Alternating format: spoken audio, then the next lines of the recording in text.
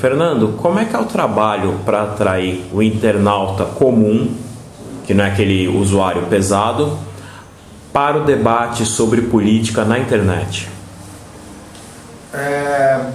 Bom, o que a gente tem visto aqui, a experiência que a gente tem tido no caso com o Vote na Web, que é o Web Citizen, voltando um pouco, a gente criou o Web Citizen com o propósito de promover o engajamento cívico. Né? O que é isso? É de aproximar o cidadão de governos e de empresas, de fazer o cidadão participar mais das decisões que gerem a vida dele.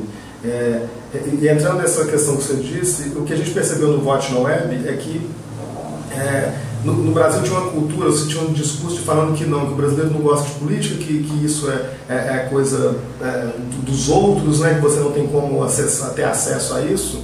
E a gente vê uma coisa, uns exemplos que são o contrário. A gente acredita que sim, o brasileiro, desde que você entregue uma ferramenta para ele usar, né, você facilite a informação. A gente pega no caso do Vote na Web, o que a gente faz? A gente pega todas as leis que estão no Congresso Nacional, Senado e Câmara, traduz ela de uma forma bem simples, dá ali a possibilidade do usuário poder votar sim ou não, de poder opinar, né, de poder debater, discutir com outros cidadãos sobre se aquele projeto de lei é bom ou ruim, e poder, obviamente, disseminar aquilo pela sua rede social.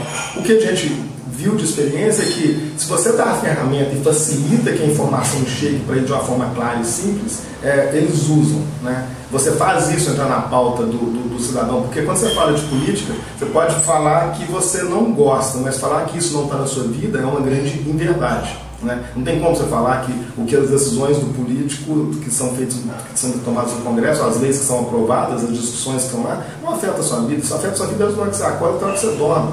Desde o pãozinho da padaria até o filme da Globo. Desde o pãozinho da padaria até o filme da Globo, enquanto você está dormindo. Porque quando você está dormindo, o tempo está passando, imposto está comendo, você está pagando aluguel, ali você está consumindo, não tem jeito. Isso foram pré-determinadas regras, que são as leis, que em algum momento foi pré-determinado, foi pré-definido por um político que você, eleitor, elegeu para te representar. E como é que é a linguagem para atrair esse leigo? Normalmente, quando a gente está falando desse leigo de internet, que é um público mais jovem, você precisa de ter preocupações com o design, né? Que tem que ser alguma coisa que seja atrativo visualmente, que ela seja boa de ver, né? Assim, que tenha um design simples, né?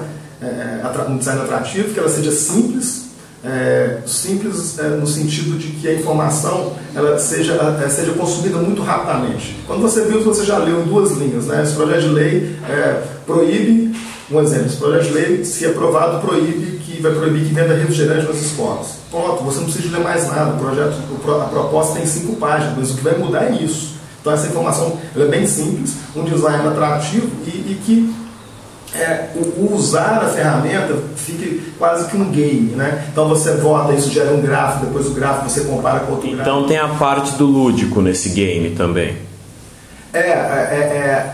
A gente tenta ir aproximando sempre que o consumo da informação seja algo divertido. Né? Quando eu falo game, não é que vive uma brincadeira, mas que você tem os elementos do jogo. Que fica divertido você usar. Assim como quando você olha a tabela do Brasileirão. Você vai comparando, São Paulo, Cruzeiro, quem está na frente. E você vai virando, fica divertido, né? Fica divertido você usar, e quando você vê a diversão, você usando, você consumiu a informação. Né? E você atraiu esse público. Né? E se você consumiu a informação, você vai gerando conhecimento na pessoa, obviamente. Né? E a gente acredita que se a gente conseguir fazer com que, principalmente os jovens, consumam esse tipo de informação, né, a gente vai conseguir fazer, temos exemplos claros disso, que eles saiam daquele universo, vamos chamar assim, da crítica, que era muito que a gente, a minha geração viu, e essa geração agora tem a possibilidade de mudar, que é nas questões políticas, né, que é a crítica, eu só critico, você poder ter uma ferramenta onde você pode criticar, mas dar o próximo passo. E como é que é esse processo de sair dessa crítica? Porque fica uma coisa muito eles bonzinhos, os outros malzinhos, um diálogo muito pobre na internet sobre política, como se fosse uma história de quadrinhos, de super-herói. o que eu acho que o nosso desafio é transpor essa barreira da crítica, né, e passar a fazer sugestões. Então, tá, eu acho que está errado, tudo bem, mas o que você acha que deveria fazer? Né? A gente tem que ter esse espaço. Eu sei exercitar isso, é muito produtivo. Por quê? Você passa a ter mais conhecimento sobre aquilo. O que eu acredito, o que a gente acredita que está errado, né? Deixando claro, não é assim os políticos contra o povo, não é o povo a favor disso ou daquilo, o político eles estão errados ou não. Né? Para mim, o que está errado é o sistema. Né? O sistema está errado. O sistema precisa evoluir, é natural que ele esteja, não é que ele esteja errado, a palavra errada pode ser um pouco forte, o sistema precisa evoluir. Esse sistema atual, ele dialoga pouco com o público. Exatamente, ele é distante, né? Você não tem participação nenhuma. Coisas acontecem e as pessoas não sabem de fato o que. Exatamente, então aí você vai virando um imbróglio. Por quê? Porque como é distante, você não tem informação. Como você não tem informação, aí entra crítica, porque você não tem conhecimento sobre aquilo, você começa a criticar. Naturalmente, vai acontecer uma falta de credibilidade. Se acontece a falta de credibilidade, você piora um pouco mais. E isso vai virando vai se alimentando. Vai se retroalimentando. O que a gente tem que fazer? Não tem como você dizer que a gente vive num país democrático, né, e não tem que preocupar com a credibilidade do sistema político. A política faz a democracia funcionar. Né? E se a gente não conseguir, se a gente não encarar que isso é um problema e tentar ajudá-lo, que é o que a gente está tentando fazer, tentar dar ferramentas que possam começar a mudar, não adianta ficar fazendo nada. E isso não é um problema do Brasil, tá? A gente esteve em Washington apresentando o case do Watch No Web, lá a gente foi para Barcelona, convite da ONU, fazer a apresentação desse case num evento só de engajamento cívico. Esse problema de credibilidade política, não, da falta de credibilidade política, é um problema mundial. Vocês foram apresentar os cases lá fora, produtos parecidos?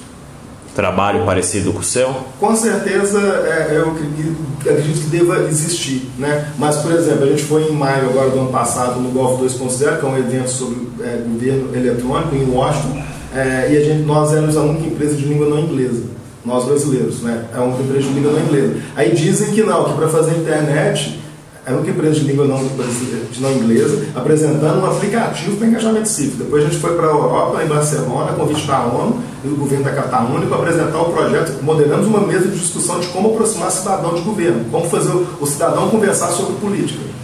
Aí tem uma discussão que nós brasileiros não sabemos tratar a internet de eleição e trouxeram um tanto de gente de fora agora na última eleição.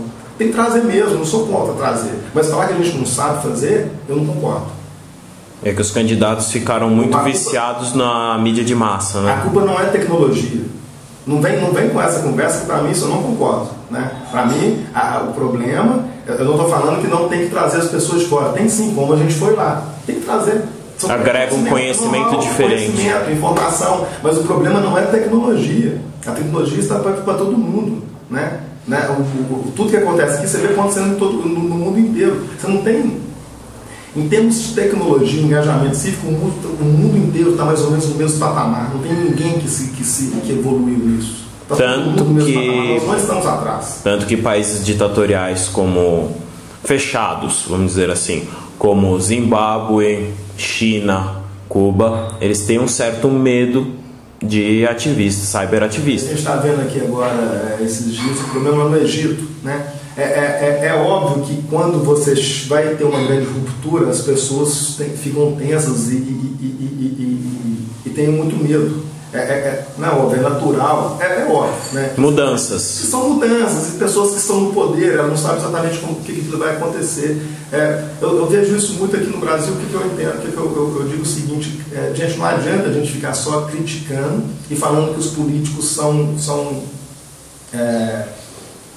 que a grande massa fala que a política é um negócio distante, não presta. Aquilo, né? Então, eu acredito que se a gente valorizar o que é bom, né, o que é ruim vai saindo. E nós, quando eu falo a gente, nós, a internet, nós que temos domínio dessa tecnologia, nós temos por obrigação, na minha ótica, duas coisas. Uma, eu tentar passar a imagem para quem, dar ferramentas para essa geração que está chegando, que pode ser diferente, né? E dar a condição de que os dirigentes consigam descer e conversar de uma forma civilizada.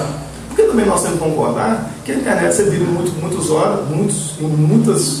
momentos, vira uma terra de ninguém. né? Uma terra de trolls. Uma terra de trolls, né? Terra de trolls. Exatamente, vira uma trollagem do capeta e a coisa perde o controle. É natural que eles tenham receio.